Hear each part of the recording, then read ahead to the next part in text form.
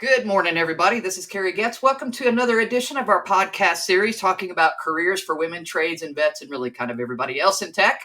This goes along with the new book of the same title. We hope you check it out. And today we have some really great guests here. We have Nicole and Connie from ColoHouse, and I'm going to let them introduce themselves. Nicole, I'll start with you. Well, thanks for having us on the podcast. This is my very first podcast, so I'm very excited to be here. I'm the VP of Marketing for ColoHouse. I've been with ColoHouse since 2017, really managing back when we started as a data center in Miami, just offering power, space, and connectivity for sort of the Miami market and the Latin American market. And we grew. We added some services and we added network capabilities, and then ColoHouse in the last couple of years has gone through quite the evolution with some acquisitions. We were bought by a private equity firm, and 1547, so Valterra Partners was the private equity, 1547 Critical Realty Systems bought ColoHouse with kind of the vision of growing us into this larger IT infrastructure and adjacent services. So from data center, co-location to cloud, metal, network, security. And I've been the VP of marketing through this fun journey. So it's been a kind of a whirlwind of acquisitions and experiences, but really happy to be here. Good, thanks. Connie, how about you? I am Connie. Thank you, Carrie, very much for having us here. My name's Connie Geoghan, and I act as ColoHouse's chief legal counsel. I came to the company through the 1547 side in 2020 and have been playing in the data center space since 2007 when my daughter was 1. That's why I always count it based on how many years old she is, -1. That's how long I've been in data centers. There you go. There you go. And you're actually on a little bit different side. We really haven't had anybody on the legal side. So tell everybody kind of what your day looks like, what that involves. Clearly, there's some contracts, I'm going to guess. But tell us a little bit how that process works and how you engage with end users and internal people and what your day shapes out to be. Sure. My day is one part pre-planned, one part whatever gets thrown at me that I can catch and handle. Playing the role of legal counsel to a data center company means that, yes, I get the privilege of engaging with the end user customers. I get to talk to the business teams about what they're trying to accomplish. And I get to support the sales team in trying to build what the customer is looking for, which is a fantastic part of my job. On top of that, I am responsible for the company's legal compliance endeavors. So I have to check and make sure that we're complying with any regulations that are applicable anywhere that we've got facilities.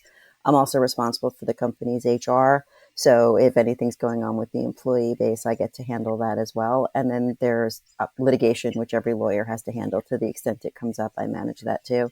It's pretty much catch as catch can. Nicole, tell us about what you do. What's your day look like? Similar to Connie, it's you plan what you can and then you roll with the punches. So I've been in my role, it's really identifying where ColoHouse sits in the market and establishing our brand. And that could be from events, public relations, lead generation efforts, creating based off all the acquisitions we had. I mean, ColoHouse acquired Loom Cloud, Steadfast, Data 102, Quonex, Turnkey. It's established quite a bit of these other brands rolling into ColoHouse as the ColoHouse brand. And where do we go and how do we fit into the market now? So establishing these short-term gains with lead gen, but really trying to figure out where we are in that like 3, 5, 10 year, where do we want to sit in the market? So that's sort of what I work on a day-to-day basis. And I manage a wonderful team, marketing professionals that are my favorite part of my day. Yay. Yeah, I would definitely say that who you work with has a huge impact on the success of your day, or at least how you feel the success of your day went. Well, let's flip the tide a little bit. So you guys started in Miami and then you ended up over in Europe. And I will say this, having worked for an American company for a long time and then working for an international company, there are a lot of differences culturally, how you work, how connections happen, contract law, all of those kind of things. So as you expanded from a North American colo, into some of the other countries. Talk about some of the differences and how they impacted your job. And Connie, we'll start with you.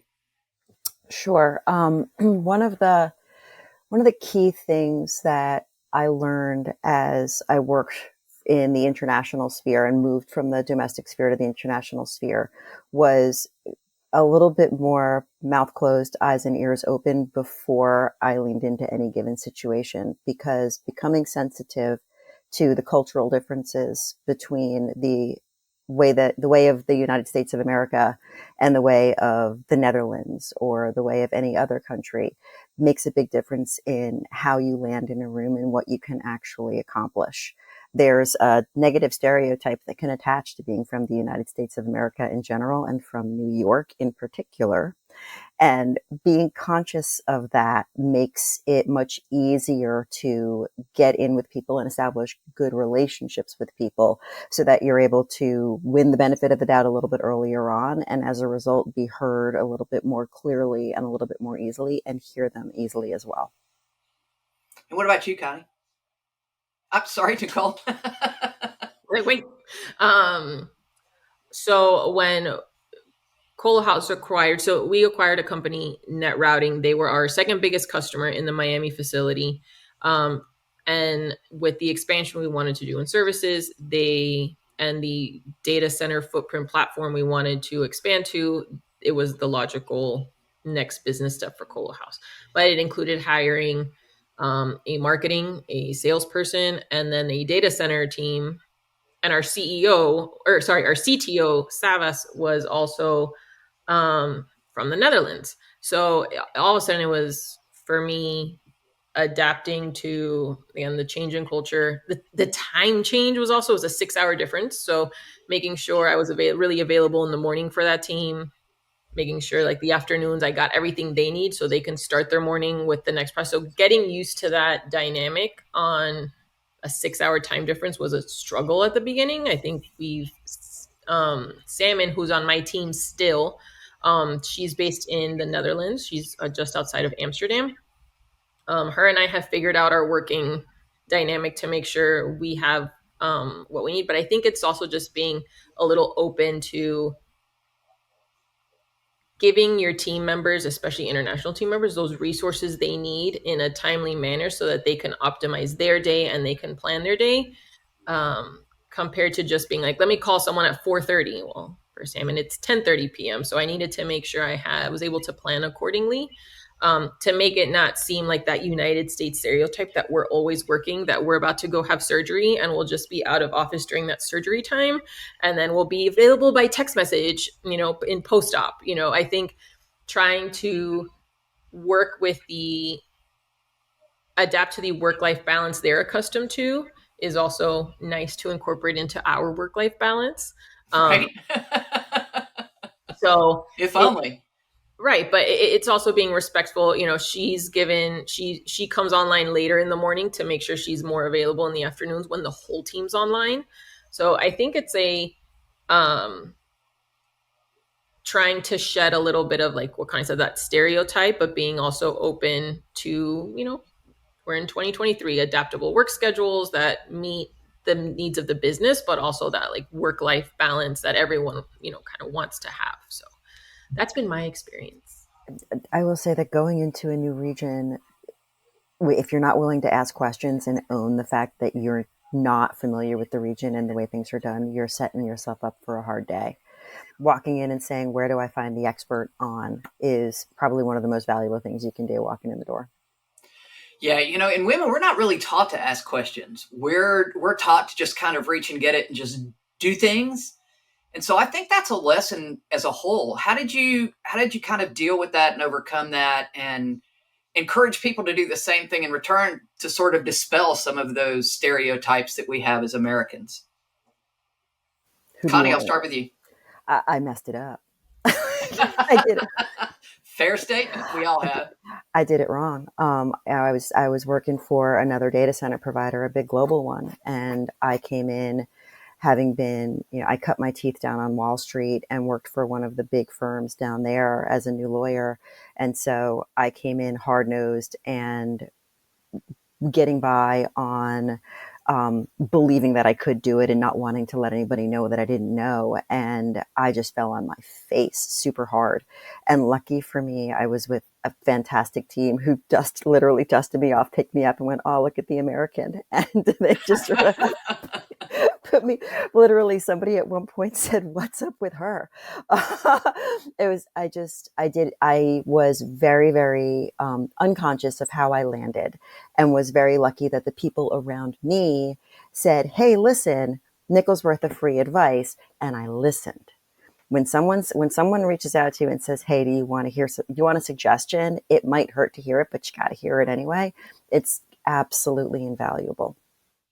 Yeah, I think if it's constructive, it's invaluable. Yes, I agree. Absolutely. If it's personal, not so much. Agreed. But sitting in a conference room, one of the first meetings that I took at this company, there were legal representatives in the room from the company, from Europe, from South America, from Asia, and it's the culture, the Japanese culture is very, very different from the American culture, which is very, very different from the German culture, which is different from the French.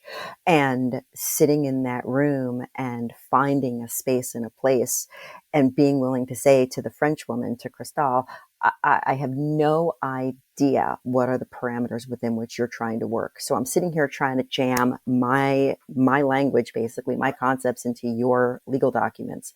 And they don't fit because French regulation won't allow that. But I needed her to tell me that. Yeah. And that, I would think, from a legal standpoint, is probably a little bit trickier. From, a technology standpoint, a lot of the things are universal, right? A network is a network. They might call it something else in a different country, but they do basically the same things.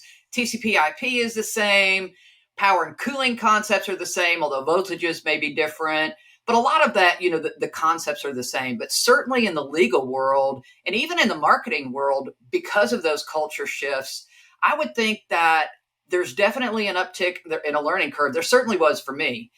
And even evolving as political climates change and the climate changes, just trying to make sure that everybody's on the same team.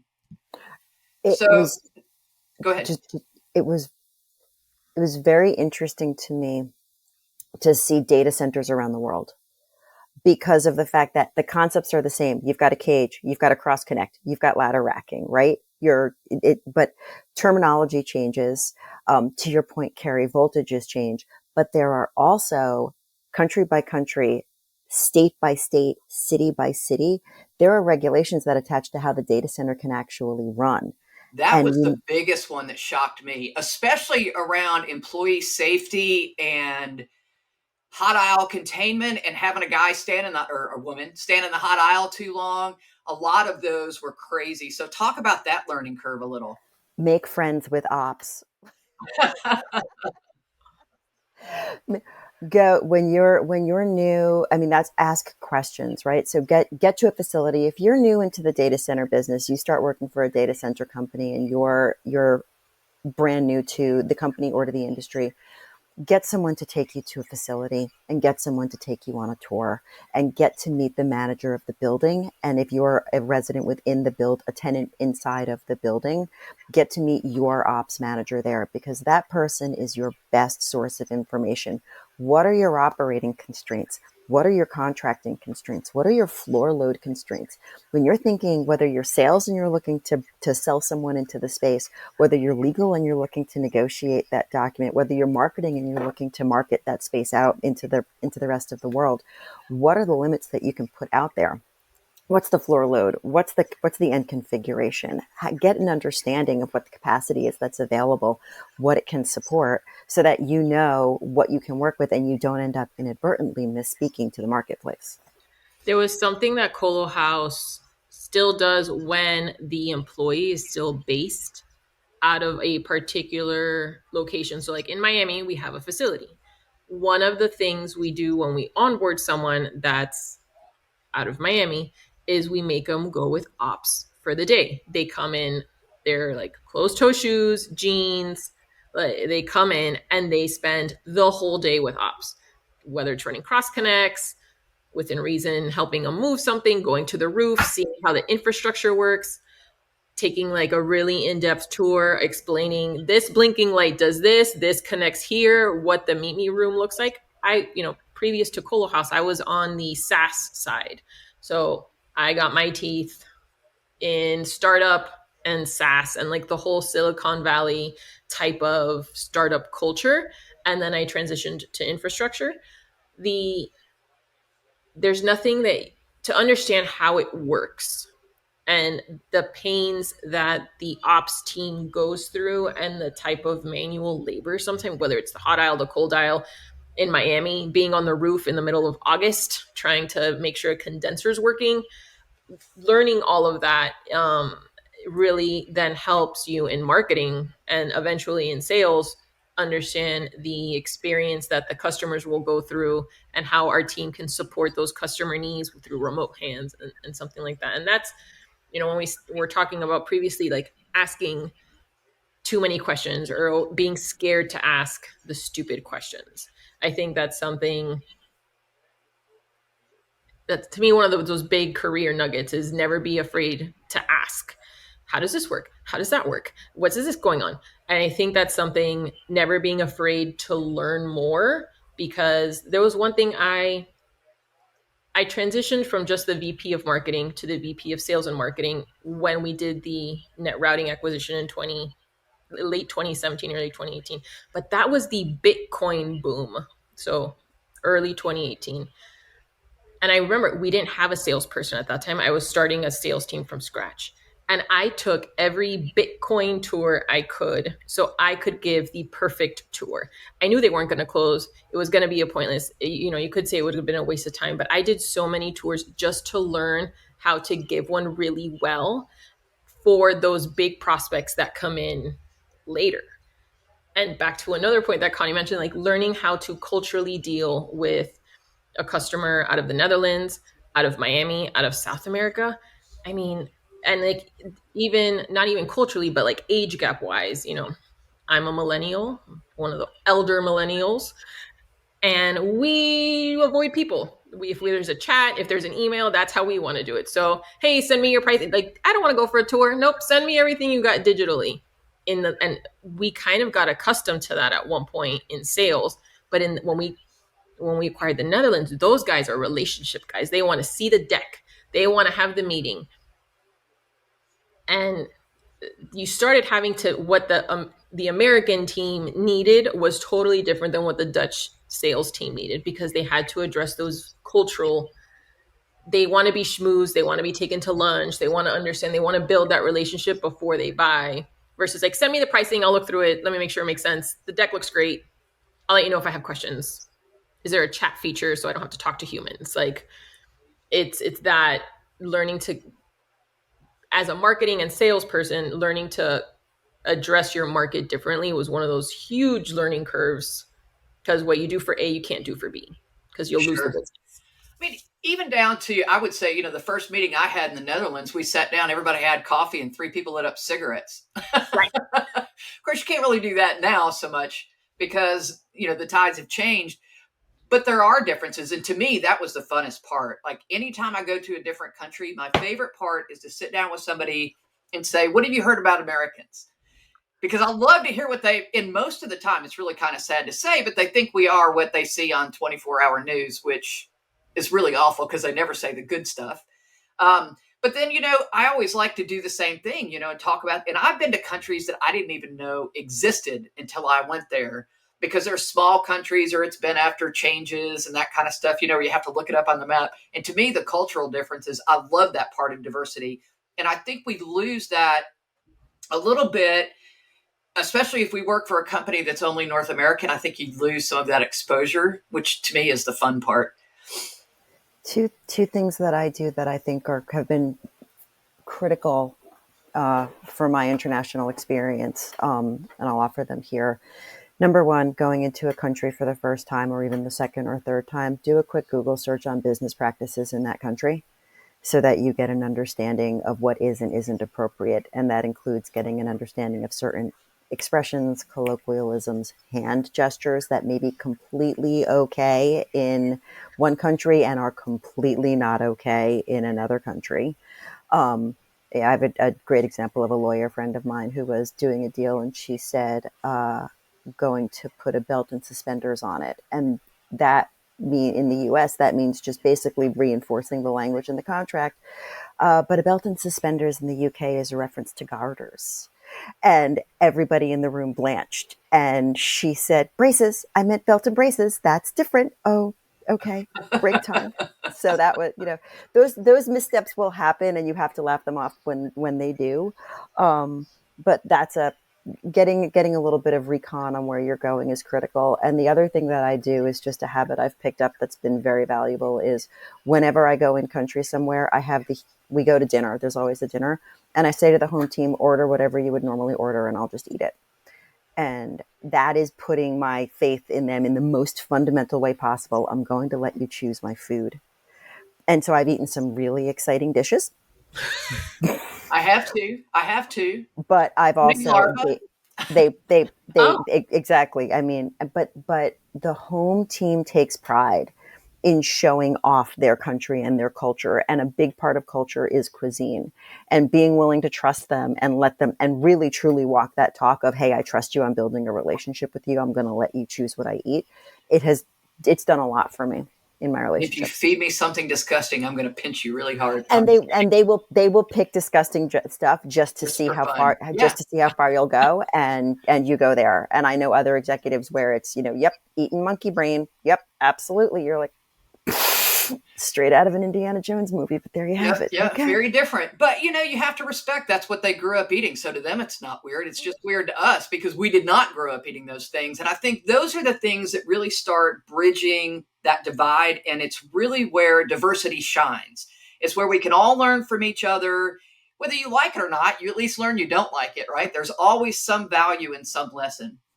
Let's shift gears just a wee tiny bit and talk about, because both of you have been really candid about a lot of your on-the-job training and how much you learned on your job. And I know there's a lot of people listening that may or may not be through their college curriculum yet. They may have a degree in something completely different and they're brand new coming into the industry.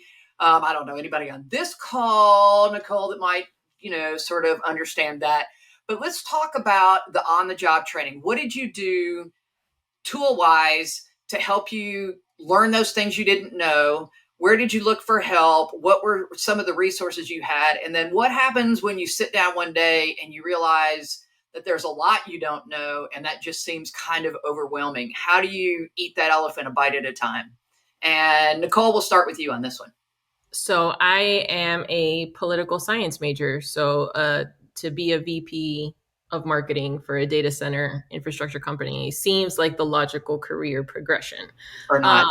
But I started off in event planning and public relations, and that kind of made its way to, I took the skill set I had and I ended up at this healthcare IT startup where I spent 5 years there building everything from scratch, and it was really exciting. But I think one of the really fun parts of my career has been, I've only been at one job where I've had a predecessor.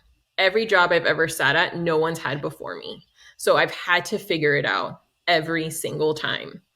The only exception where I had a predecessor, funny enough, was at ColoHouse, because I was looking for a little more stability. I was like, I don't want the startup game.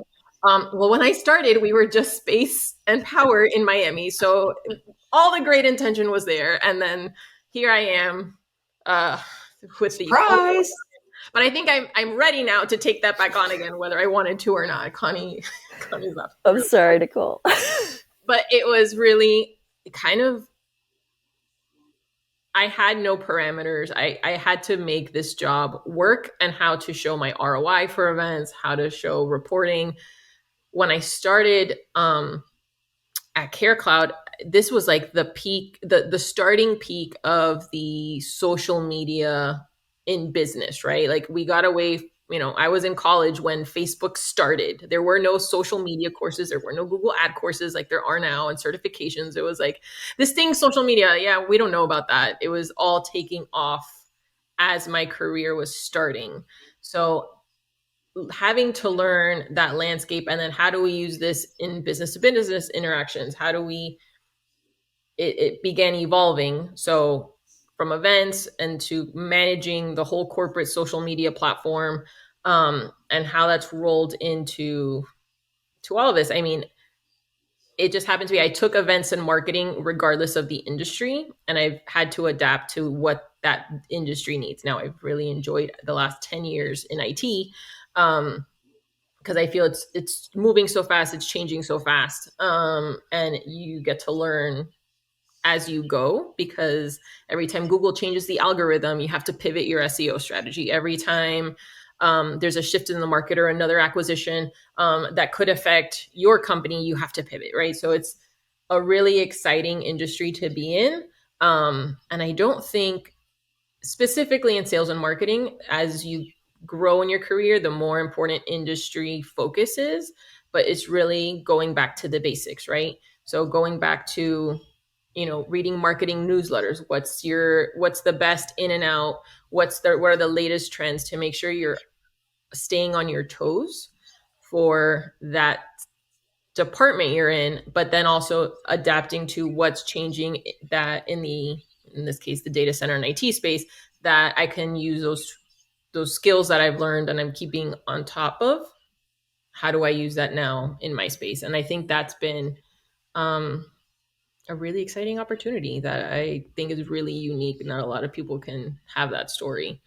And now we're back in sort of this startup mode, but we have revenue because the companies that we've merged together are doing well. So it's how do we take these companies and build something from scratch, but you have a customer base. You're not having that, like, we need customers, we need to build the brand. We're starting from a really unique space and a really unique place in the industry to take ColoHouse to be this much bigger platform for our customers. So, and I know, Connie, you talked a little bit earlier about how you sought out operations guys and figured out the operations. But what did you do on the legal side? I mean, there's clear ramifications there for things that go wrong. How do you figure out the legal system in France, which is very, very different than here in the U.S.?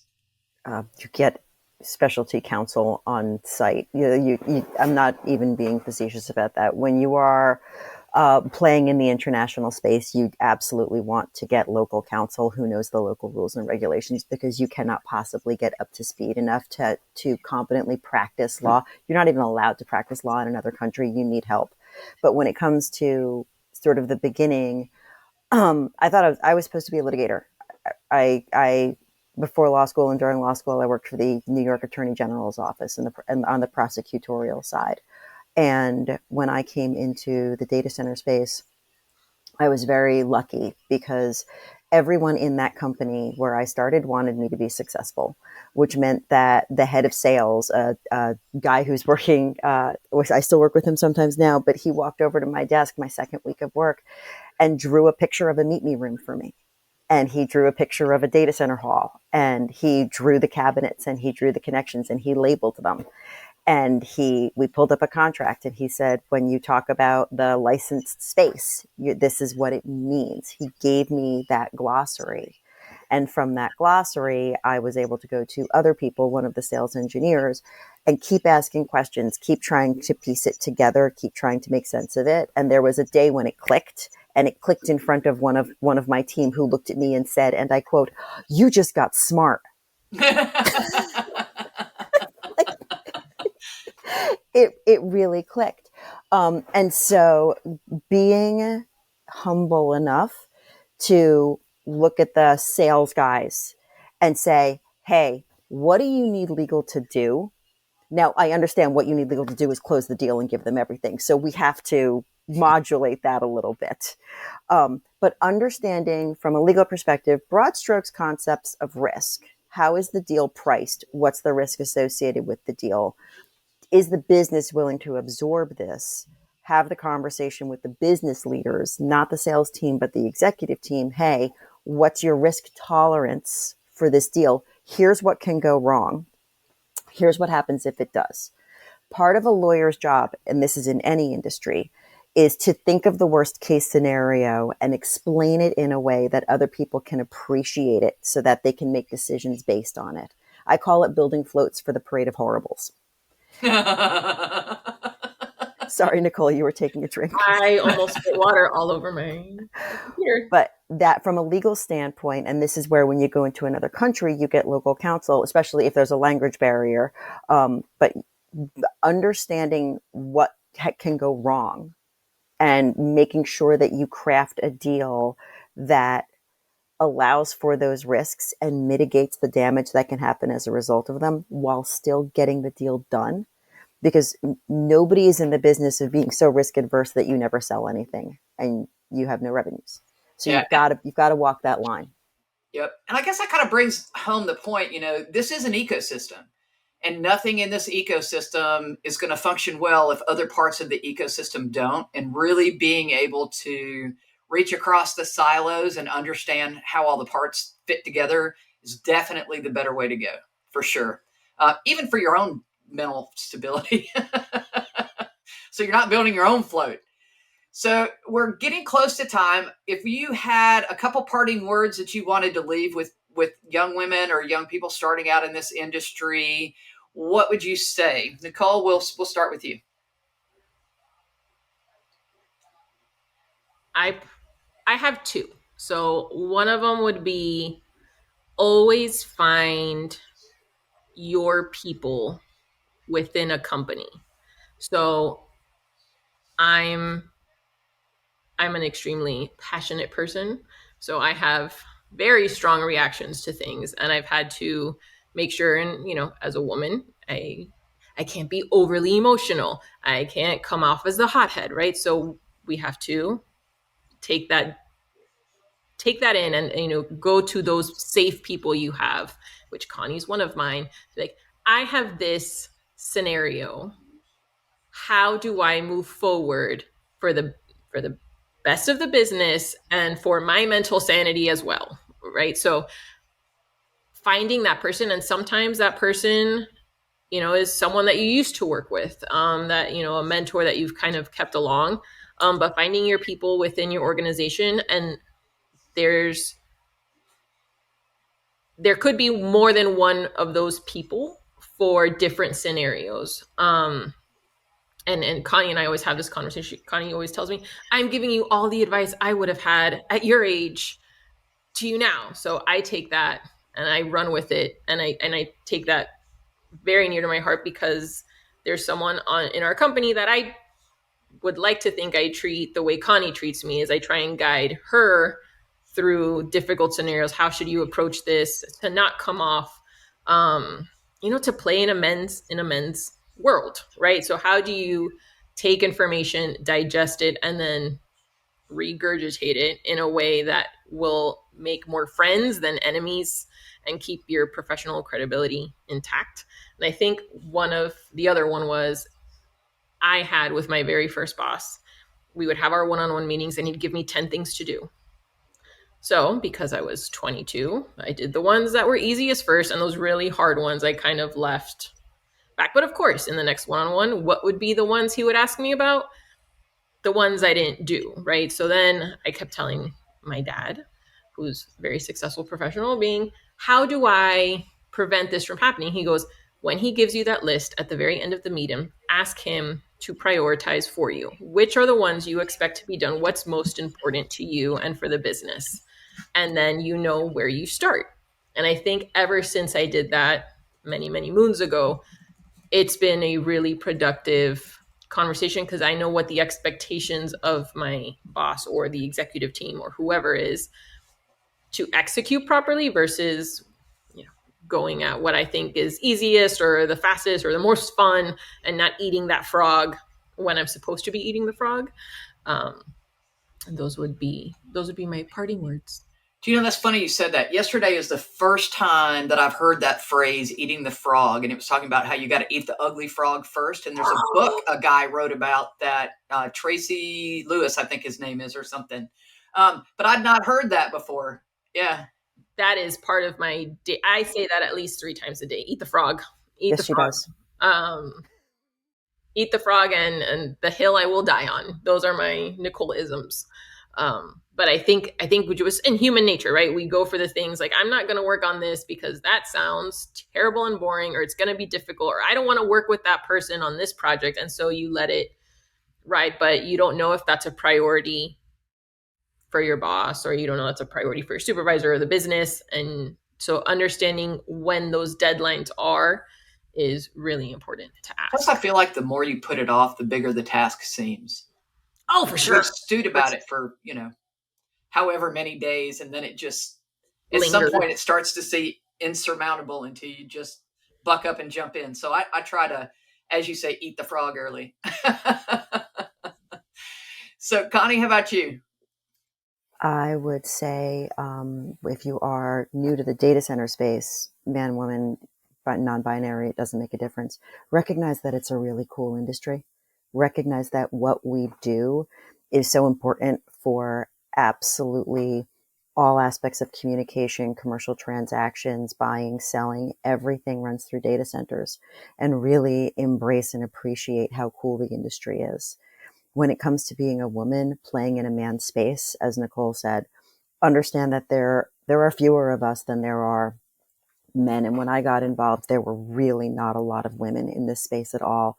I call myself the grizzled old lady on the data center floor at this point because I've been around for so long. But getting an understanding of how you land as a woman in a room full of men is critical. Hear yourself, hear your voice. Do you get shrill when you get intense or passionate? Learn to modulate it. You always want to be authentic. Do not be a hypocrite. They will see right through it and you will lose credibility.